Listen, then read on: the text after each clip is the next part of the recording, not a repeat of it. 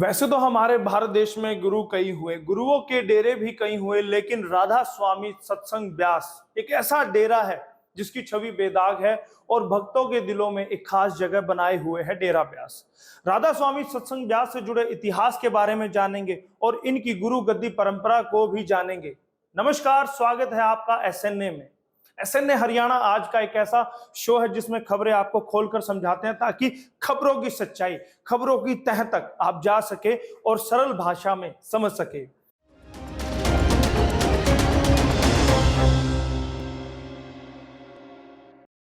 गुरुर ब्रह्मा गुरुर विष्णु गुरुर्देवो महेश्वरा गुरुर साक्षात परब्रह्मा तस्मै श्री गुरुवे नमः।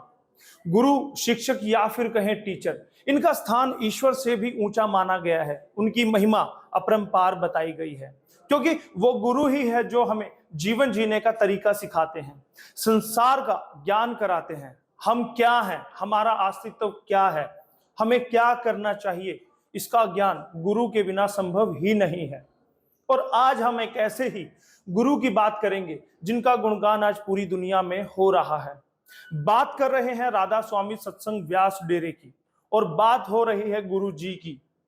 हमारे देश की भूमि ऐसी है कि ये कभी भी बुद्धों, संतों और गुरुओं से खाली नहीं होती है, बल्कि यहां पर तो गुरुओं की सतत परंपरा चलती रहती है। पंजाब और हरियाणा में छोटे बड़े धार्मिक डेरों की हजारों की संख्या है। इनमें से सबसे ज्यादा मशहूर पंजाब का राधा स्वामी सत्संग व्यास और हरियाणा के सिरसा का डेरा सच्चा सौदा है। लेकिन इन दोनों ही डेरों की एक बात समान है कि ये दोनों ही डेरे एक ही गुरु के शिष्यों के द्वारा स्थापित किए गए थे, या यूं कहिए कि डेरा सच्चा सौदा की जड़ें राधा स्वामी सत्संग व्यास से ही जुड़ी हुई हैं। ऐसा कहना भी गलत नहीं होगा, लेकिन फिर ये डेरे अलग हुए कैसे? कैसे राधा स्वामी सत्संग व्यास आगे बढ़ता गया और डेरा सच्चा सौदा पतन की ओर बढ़ता चला गया? आइए जानते हैं। 1861 में शिव दयाल सिंह सेठ ने की थी स्थापना। राधा स्वामी के संस्थापक परम पुरुष पूर्ण धनी हुजूर स्वामी शिव दयाल सिंह सेठ थे। उनका जन्म 24 अगस्त 1818 को उत्तर प्रदेश के आगरा स्थित पन्नी गली में हुआ था। बचपन से ही वो शब्द योग के अभ्यास में लीन रहते थे। वर्षों के अनुभव के आधार पर 15 फरवरी सन 1861 को उन्होंने राधा स्वामी सत्संग की शुरुआत की। इस सत्संग का नाम राधा स्वामी रखने के पीछे मान्यताएं कई हैं। पहली मान्यता यह है कि राधा स्वामी यानी भगवान श्री कृष्ण, और दूसरी मान्यता यह भी है कि इस मत के संस्थापक शिव दयाल की अर्धांगिनी का नाम भी राधा था। हालांकि इस मत पर थोड़ा संशय है। खैर, ये सब तो इतिहास की बातें हैं। मूल बात तो यही है कि राधा स्वामी के नाम से प्रभु का सिमरन आगरा से शुरू हुआ था। इस मत के सबसे पहले गुरु बाबा शिव दयाल 15 जून 1878 को अपनी सांसारिक भूमिका पूरी करने के बाद प्रभु चरणों में लीन हो गए।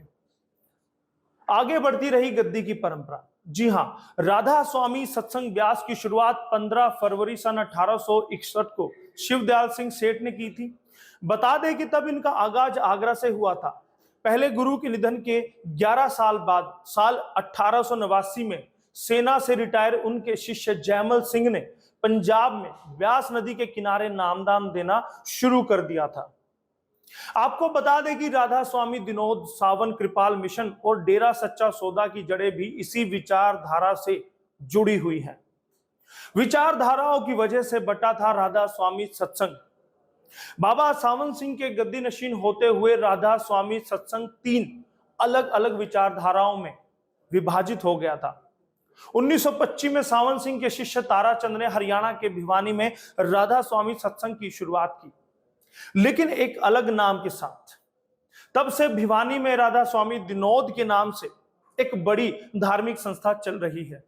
इसके बाद 1948 में जहां दूसरे शिष्य कृपाल सिंह ने दिल्ली में सावन कृपाल मिशन की शुरुआत की, तो वहीं 2 अप्रैल 1949 को एक और शिष्य बाबा खेमामल, जिन्हें बाबा मस्ताना शाह के नाम से भी जाना जाता है, उन्होंने हरियाणा के सिरसा में सच्चा सौदा की शुरुआत की। छोटी सी कुटिया में सत्संग शुरू किया था। डेरा ब्यास में चलता रहा राधा स्वामी सत्संग। 3 अलग मत निकल जाने के बावजूद भी राधा स्वामी सत्संग व्यास में सफर जारी रहा। जिसे ब्यास नदी के किनारे बाबा जयमल सिंह ने शुरू किया था। जुलाई 1884 में जन्मे बाबा जगत सिंह भी बाबा सावन सिंह के ही शिष्य थे। उन्होंने 1951 में बाबा सावन सिंह के देहावसन के बाद सत्संग की परंपरा को जारी रखा, मगर 23 अक्टूबर 1951 को वह भी अपनी सांसारिक यात्रा पूरी कर गए। इसके बाद 1990 तक बाबा चरण सिंह इस मत के 5वें गुरु के रूप में भक्तों को नामदान देते रहे। उनका जन्म 12 दिसंबर 1916 को पंजाब में ही सिख मान्यता वाले एक ग्रेवाल परिवार में हुआ था। बाबा चरण सिंह के बाद 1990 से अब तक गुरिंदर सिंह इस परंपरा को जारी रखे हुए हैं। बता दें कि गुरिंदर सिंह का जन्म मोगा में हुआ था और वे बाबा चरण सिंह के भांजे थे। महाराज गुरिंदर सिंह ने इस परंपरा को इतना आगे बढ़ा दिया कि आज देश दुनिया में जब भी कहीं राधा स्वामी सत्संग व्यास का नाम आता है तो शीश अदब से झुक जाता है। इस विचारधारा से करोड़ों लोग जुड़े हुए हैं। वहीं दूसरी ओर डेरा सच्चा सौदा सिरसा के विकास और पतन की कहानी किसी से भी छुपी हुई नहीं है। बात दरअसल यह है कि जब शाह सतनाम सिंह के बाद गुरमीत राम रहीम सिंह गद्दी पर बैठे तो गुरु शाह सतनाम सिंह ने इस परंपरा को बिजनेस से ना जोड़ने की सलाह दी थी, लेकिन गुरमीत राम रहीम ने इसके उलट काम किया। फिर उसकी हकीकत हम सबके सामने है। गुरु की आज्ञा को न मानने पर डेरा सच्चा सौदा बिखर कर रह गया है। डेरा सच्चा सौदा मौजूदा चीफ गुरमीत राम रहीम इस समय जेल में है। साध्वियों के यौन शोषण मामले और पत्रकार रामचंद्र छत्रपति के मर्डर मामले में रोहतक की सुनारिया जेल में सजा काट रहे हैं। दुनिया भर में राधा स्वामी सत्संग व्यास के हैं श्रद्धालु। राधा स्वामी सत्संग व्यास आज के समय में दुनिया के कई जगह पर मौजूद है। दुनिया के तकरीबन 90 देशों में इनका डेरा स्थापित हो चुका है। US, Spain, New Zealand, Australia, Japan, Africa और भी बड़े बड़े देशों में इनके डेरे हैं। और खास बात तो यह है कि इस संगठन की अपनी ही प्रॉपर्टी है, जिसे science of soul study centre के नाम से जाना जाता है।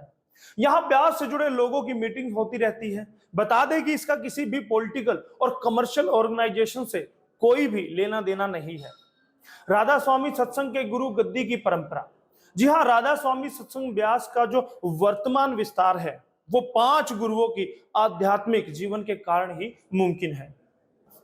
बाबा जयमल सिंह जी ने जहां डेरे की नींव रखी थी तो वहीं उस पर बाकी 4 गुरुओं ने अपना जीवन समर्पित कर दिया।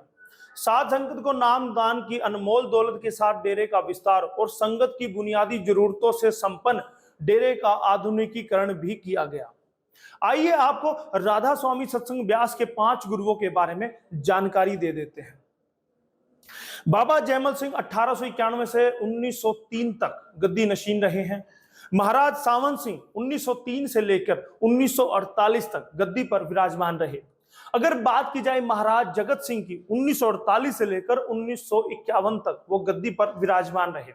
उनके बाद नंबर पड़ता है महाराज चरण सिंह का, जो 1951 से लेकर 1990 तक तकरीबन 40 साल तक वो गद्दी नशीन रहे। उनके बाद आते हैं अब के महाराज गुरिंदर सिंह, जो 1990 पर तख्त पर बैठे थे, गद्दी पर बैठे थे और वर्तमान समय तक वो गद्दी नशीन है। बाकी डेरों से कैसे अलग है राधा स्वामी सत्संग व्यास? बड़ी बात तो यह है कि आज के समय में राधा स्वामी सत्संग व्यास विश्व का सबसे बड़ा आध्यात्मिक केंद्र बन चुका है और यह पहला ऐसा गुरु स्थान है जहां पर सत्संग शुरू होने से पहले गुरु अपनी संगत को हाथ जोड़कर नमन करते हैं, जबकि दूसरे डेरों में ऐसा नहीं होता। राधा स्वामी सत्संग व्यास में गुरुओं की शिक्षा में सभी मानवों को ईश्वर का अंश बताया गया है। यहां आने वाली साध संगत प्रेम और दया से देखा जाता है। ऐसा कह सकते हैं कि आज के समय में राधा स्वामी सत्संग व्यास बरगद का एक ऐसा विशाल पेड़ बन चुका है जिसकी छांव में करोड़ों संगत अपनी आध्यात्मिक यात्रा शुरू करते हैं। आज का एसएनए आपको कैसा लगा हमें जरूर बताइएगा।